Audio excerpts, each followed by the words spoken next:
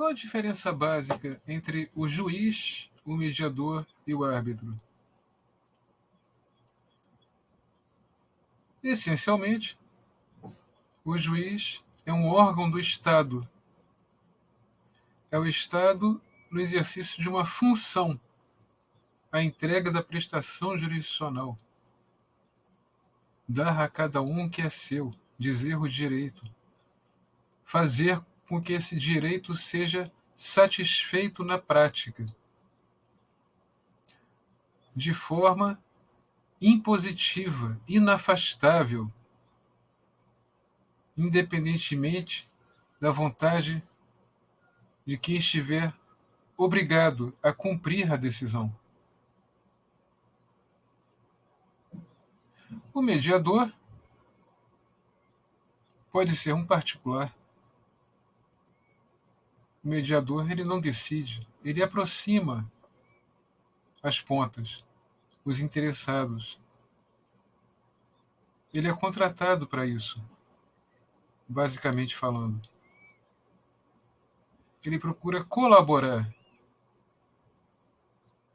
incentivar os interessados a que eles, os interessados, cheguem no entendimento. O mediador ele não pode impor esse entendimento. E o árbitro? O árbitro é um particular contratado pelos interessados e que decide. A decisão do árbitro será corporificada em um documento, suporte físico, eletrônico, o laudo arbitral. Essa decisão do árbitro, entretanto, não poderá ser feita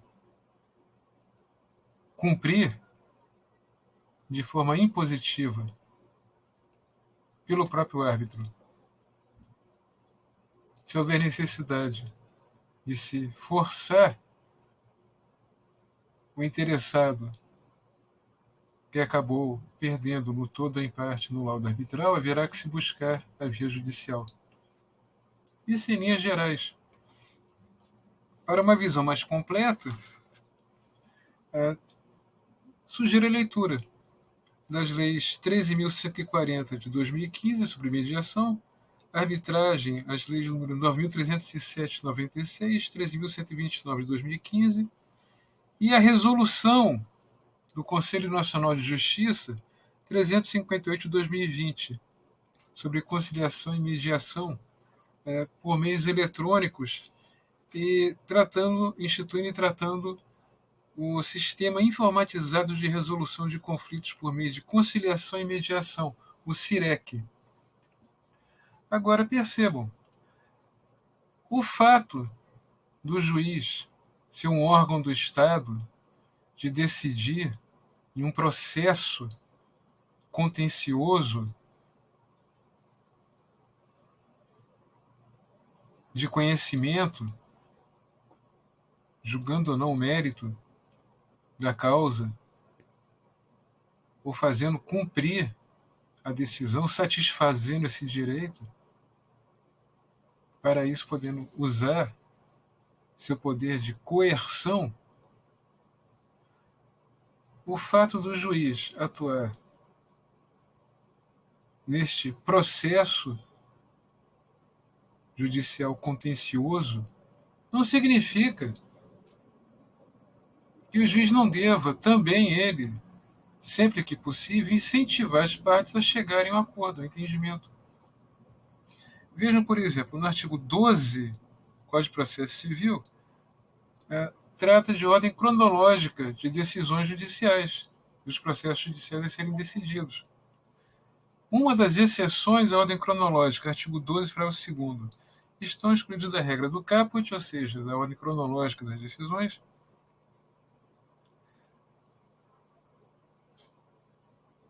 as sentenças, inciso 1º, as sentenças proferidas em audiência homologatórias de acordo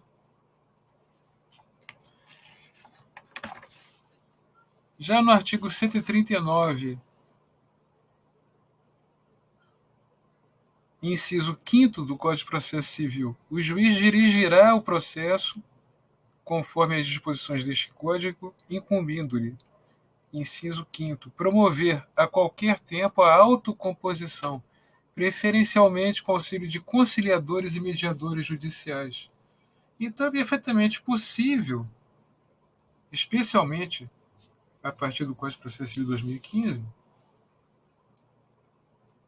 é perfeitamente possível haver acordos, conciliação em processos judiciais. O artigo 139, inciso 5º, ainda fala, preferencialmente com auxílio de conciliadores e mediadores judiciais. Então vejas que não apenas particulares podem ser mediadores em procedimentos extrajudiciais, mas que o Código de Processo Civil e a legislação, inclusive regulamentação do Conselho Nacional de Justiça, prevêem figuras de mediadores e conciliadores que sejam integrantes do serviço, que também é o serviço judiciário. Esses mediadores, esses conciliadores, poderão ser servidores da própria Justiça estadual, federal.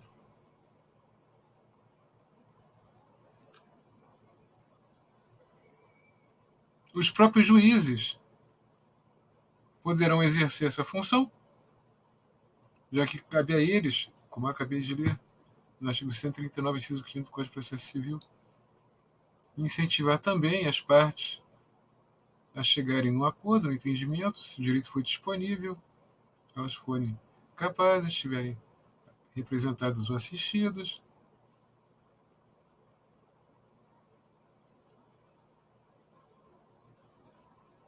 Porque esse propósito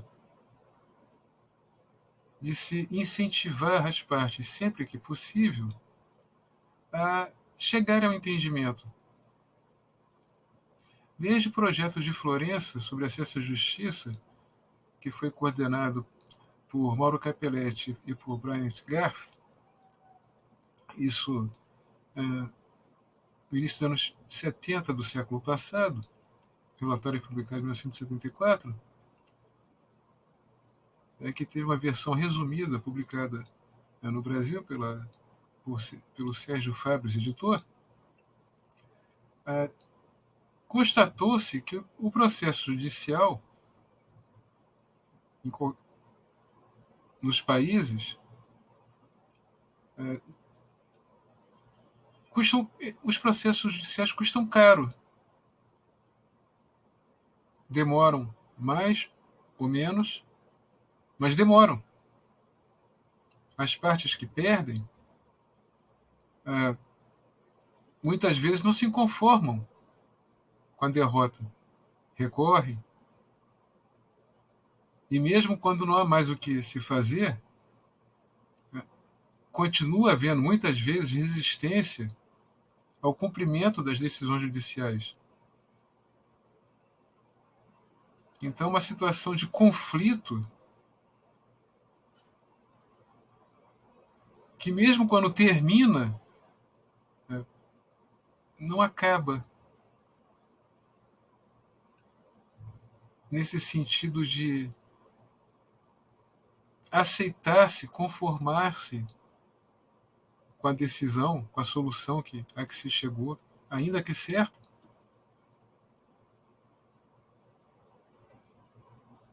Mas tudo aquilo que é conflituoso deixa marcas. Agora, quando as partes, os interessados, por vontade própria, chegam no entendimento, constatou-se também, em geral, os custos diminuem bastante. O tempo de duração dos processos nos quais se chegou a esse acordo, ou até, né, nem havendo necessidade de processos judiciais, fora, em paralelo ao sistema judicial, técnicas, meios, instrumentos, estruturas postas à disposição para que as partes consigam se entender, chegarem nesse entendimento. Os custos diminuem, o tempo diminui sensivelmente. A aceitação do resultado final, do acordo ou da decisão arbitral, costuma também ser maior.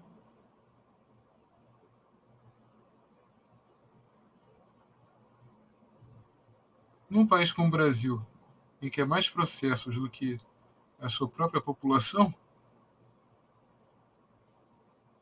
a questão dos chamados meios alternativos de resolução de disputas passou a ser um tema central na gestão, na administração dos serviços judiciais.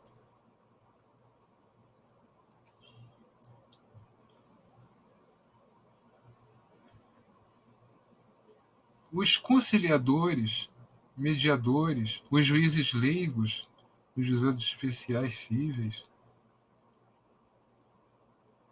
eles não têm poder de decisão. E aquilo que for tratado em uma audiência de mediação será confidencial, não poderá ser usado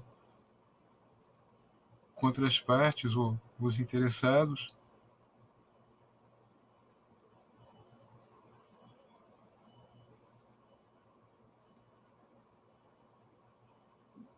Isso como estímulo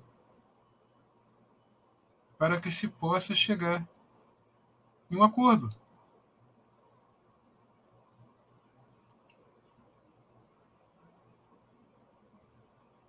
Então, para concluir, podemos resumir: o juiz é um órgão do Estado. O juiz ele exerce uma função estatal, a função jurisdicional. Seja um processo contencioso de conhecimento comum, por exemplo, uma ação declaratória, uma ação condenatória, constitutiva, desconstitutiva, ou até em procedimento de jurisdição voluntária, em que se costuma dizer que na jurisdição voluntária é uma administração pública de interesses privados, mais ou menos.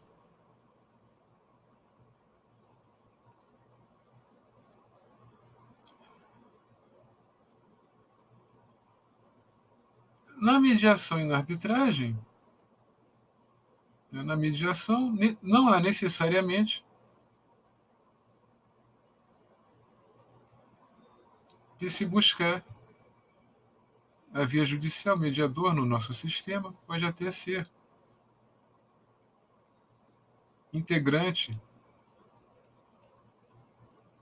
servidor, funcionário, o próprio juiz pode exercer essa função, ele mesmo. Mas pode ser também extrajudicial. O importante é que tenha a confiança das partes, seja imparcial, e procure incentivar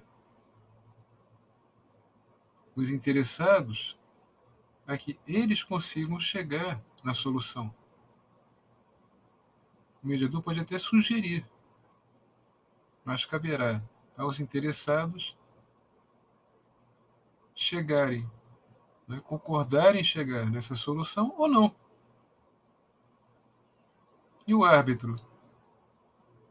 O árbitro, via de regra, existe arbitragem dentro da administração pública federal, por exemplo, da Advocacia da União, envolvendo a administração direta e indireta e fundacional. Mas o árbitro, fora das estruturas administrativas do Estado, sejam judiciais, sejam do Poder Executivo, ele será um particular contratado para conhecer e decidir. E a decisão será na forma do laudo arbitral, não de uma sentença.